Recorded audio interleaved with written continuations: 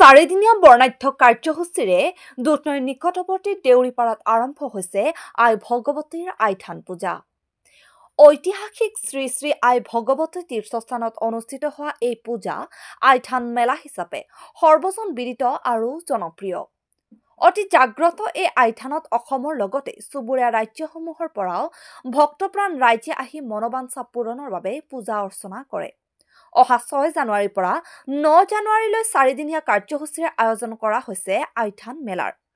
জনজাতীয় পৰম্পৰাৰে অনুষ্ঠিত হোৱা এই মেলাত অসমৰ ভিন্ন প্ৰান্তৰ লগতে মেঘালয়ৰ পৰাও আহে ভক্তপ্ৰাণ ৰাইজ। বুধবাৰৰ পৰা লানি নিচিগা ভক্তৰ ভিৰ দেখিবলৈ পোৱা যাব এই আইথান মেলাত। পূজা সমিতিৰ ব্যাপক প্ৰস্তুতি দেখিবলৈ পোৱা গৈছে। দুধনৈৰ পৰা নৱজিৎ ৰাভাৰ প্ৰতিবেদন এনাৰ খবৰ।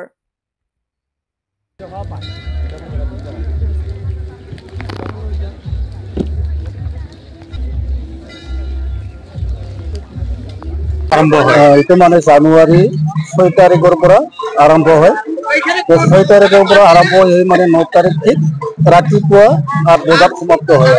কেনেকুৱা ধৰণৰ কাৰ্যসূচী দেখা কাৰ্যসূচীটো আমাৰ এটা পুৱাতে ৰাতিপুৱা 4 পৰা গধূলি 6 বজালৈকে আমাৰ মানে বনচোৱাৰী হয়। বনচোৱাৰী হোৱাৰ পিছত আকৌ ৰাতিপুৱাই 10টা বজাত আমাৰ ভোগ দিয়া হয়। তাৰপিছতে আমাৰ কিবা মানসা কৰা কিবা কৰিলে সম্পূৰ্ণ হৈ যায়। গোটেই গোৱালপাৰা জিলাৰ পৰা বাঢ়ি কৰি বেলেগ বেলেগ জিলাৰ পৰা ইয়াত আহে মানুহ আহে বহুত দূৰৰ মানুহ আহে। কেতিয়াৰ পৰা এই পূজা হৈছিলে? এই মন্দিৰৰ সম্পৰ্কত দৰে এদিন আহিল। এই মন্দিৰখনৰ ওপৰত আমাৰ অভিয়াপুৰী যিটো জমিদাৰ অভিয়াপুৰী এই জমিদাৰৰ আণ্ডাৰত এইটো মন্দিৰটো চাই চিতি তেওঁলোকে মানে চৌধুৰী বংশী মানুহ আছিল তো জমিদাৰতো গোটেই চৌধুৰী বংশী ভিত্তি আমাৰ ইয়াত বৰকন দাস পাটগিৰি এইবিলাক আহি পেলাই তেওঁলোকৰ যিবিলাক নেকি পৰম্পৰীয়া তেওঁলোকে আহি পেলাই তাৰমানে এটা মানে তেওঁলোকে দায়িত্ব দি কৰিছে। ৰাইজক অনুমান হয় এই মন্দিৰখিনি মোৰ আইডিয়া মই জনামতে আমাৰ আজু পিতাৰ পিতা এই সম্পৰ্কত চিন্তা কৰি চাবলৈ গ'লে 1833 শতিকাৰ পৰা থকা যেন লাগে আৰু কি চলি আহিছে। গতিকে ইয়াতে আগতে এই যে ৰাখালবিলাক যে গৰু চৰাই ঘাঁহ বনৰ মাজতে গৰু চৰাই গৌ চৰাই এইবিলাকে মানে এই ফুৰিয়া তাকে ইয়াৰ আগৰ ফুৰিয়াবিলাক ডাঙৰ ডাঙৰ আছিল কোৱা হিচাপে অলপ আঙুলিৰ দৰে ডাঙৰ ডাঙৰ এই ফুৰিয়া হাল কাটি দিয়া ব্যৱস্থা আছিল। ফুৰিয়া ৰোগটো ওলাই গৈছে। গতিকে ফুৰিয়া ৰোগটোৰ পৰা তেওঁলোকে আৰু ইয়াত বলিদান হ'ল। এই কথাটো বাদ দিছে। ইয়াতে সতী পূজা আমাৰ সতী দেৱীৰ পূজা ভগৱতী দেৱীৰ পূজা।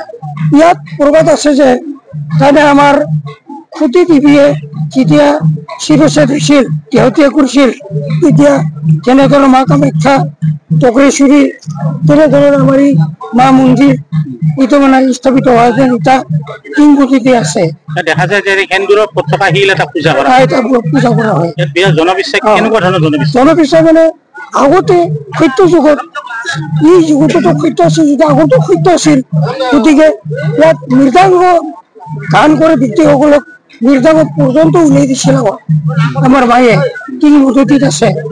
গতিকে এনেধৰণৰ মানুহ প্ৰবাহিতভাৱে এটা বিশ্বাস আহি গ'ল। ক'বলৈ গ'লে আপোনালোকক ঘূৰাই কোৱা নহয়। আজি এটা ছোৱালী এটা ল'ৰা গছত লৈ আহিলে মই 2 বছৰ আগত 6 কৰিছিল তেওঁলোকে বাচ্ছা লৈ আজি উপস্থিত হৈছে। ইমান ভাল লাগে।